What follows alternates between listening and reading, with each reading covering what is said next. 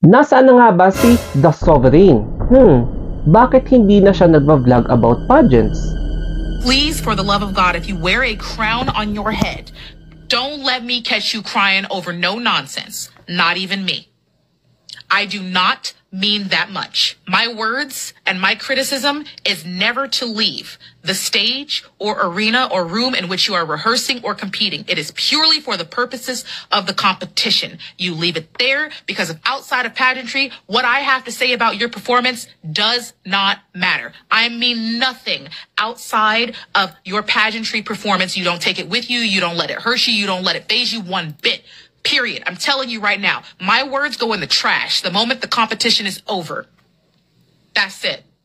Maganda pa naman yung mga topics niya sa TikTok kasi it's all about women empowerment, mga ganon. When I said I have time today, I meant it. Woman wants to. When I said I have time today, I meant it. So we're going to try this again because I am being accused of not being honest, and God forbid I will not have it. I am, of all things, a very honest person. So I'm not even going to tag anybody. I'm going to be very quiet. I'm responding to my own comment. Let's see if we get our feelings hurt this time. Visit naman tayo dito kay The Sovereign, dito sa YouTube channel niya, Beauty Queen's Fabulous Things. So, ang pangalan niya is Devona. So, welcome to the kingdom of the sovereign, one and all. O, diba? Explore glamorous world of global pageantry. And makikita nyo dito yung mga latest na post niya dito sa YouTube. So, pagdating talaga sa pageant, no, umaariba talaga yung views niya. Marami talaga ang nagre-rely sa kanyang opinions kasi naman unique yung the way she make comments. So, tingnan natin dito sa videos. So, ayan, no. Miss Supranational USA, tapos yung JKN Takeover. So, ayan, highlights ng Miss Universe Philippines 2023. So, yan lamang yung mga iba pang latest updates niya about pageantry. So, eto talaga. And, ngayon, biglang hindi na siya, nag-upload. Bakit kaya? 5 possible reasons bakit tumigil or temporarily na hindi siya nagva-vlog sa vlogging. At ang number 1 dito, possibly, ay tungkol sa creators block.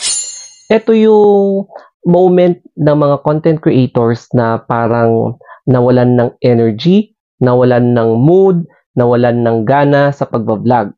So, kapag ikaw yung content creator ng vlog, parang 2 to 4 or basta nagbablog ka everyday, tapos ilang months na ganun yung routine mo, may times talaga na biglang may exhaust ka, mapapagod ka, tapos biglang tatamarin ka talaga. Na-experience ko rin yan at nagtagal ng siguro 1 month, kaya naiintindihan ko siya. Number 2, affected ba sa bashing? Possibly, yes. It's because being a content creator, kapag nababash ka, hindi nahahalata ng audience na nasasaktan ka.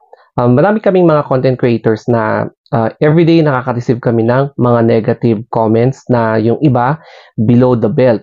Even though okay naman yung mga pageant reviews, mga ganon, kapag hindi mo may iwasan talaga na yung candidate na gusto nila is hindi mo na i-content, meron at meron talagang magagalit. Mga ganon. As in, may sukdulan talaga yung galit na response sa inbox mo, sa comments mo na hindi sila tumitigil, no? And worst, may threats talaga, may harassment. Third possible reason is yung shift in topic. So, may mga content creators na, for example, nagpa-pageant reviews, tapos biglang tumigil, and then, all of the sudden, ang gusto pala niya is travel vlogging. Yung mga ganon. Meron din vice versa. Nagka-travel siya, then napagod, tapos parang feeling niya, hindi yun para sa kanya, then trinay niya yung vlogging.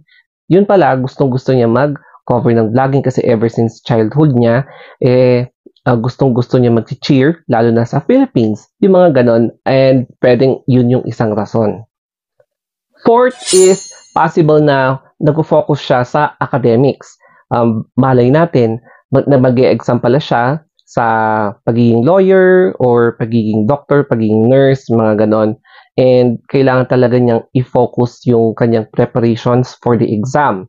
And yes, ganyan yung ginawa ko noon, nung first nag-take ako ng IELTS, academic yon na, bago ako nag-IELTS ulit ngayon na general training. Ang ginawa ko dati, nag-prepare ako, in-off ko yung SOCMED ko, hindi ako nag-vlog for 3 months bago ako nag-take ng exam. So, pwedeng ganun yung scenario. Fifth possible reason is health, serious health condition. May mga ibang content creators na biglang nawawala, hindi sila nakakapag-update sa vlogs nila. Yun pala, napabalitang na-involve sa accidents, yung mga ganon, tapos nasa hospital for how many weeks or months, mga ganon.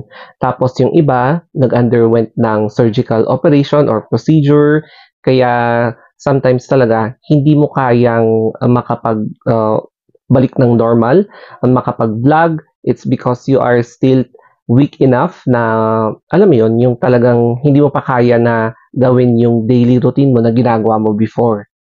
Another possible reason is all about mental health. Siguro, may mga nabasa kasi ako sa comment section why the sovereign is not visible sa social media. Ngayong Miss Universe is because baka may pinagdadaanan siya, pwedeng nagkakaroon siya ng depression, maybe, ganon.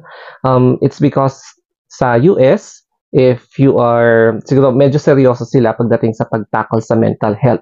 Unlike dito sa atin na, ganun yung reaction ng mga tao. Parang kulang pa tayo sa enlightenment about mental health. Pero seryoso talaga itong issue, no? So, we should understand if a person's condition ay nagkakaroon talaga ng mental-related issues. So, ito yung isa sa mga reason kung bakit lie-low muna siya sa pagbablog. But anyway, we are still hoping na biglang gigising si The Sovereign and babalik ulit siya sa pageant vlogging. Kasi okay yung mga insights niya regarding sa mga perceptions, each candidate, sa organization, sa judge, sa venue, yung advocacy, mga ganun. Ang dami niyang alam. So, marami tayong nag-aabang sa kanya kung kailan siya mag-upload ng reviews o kaya mga yung gusto niyang pag-usapan, lalong-lalo na ngayong Miss Universe season na. So, sana bumalik siya bago matapos ang Miss Universe. Okay, so an update for Voice for Change.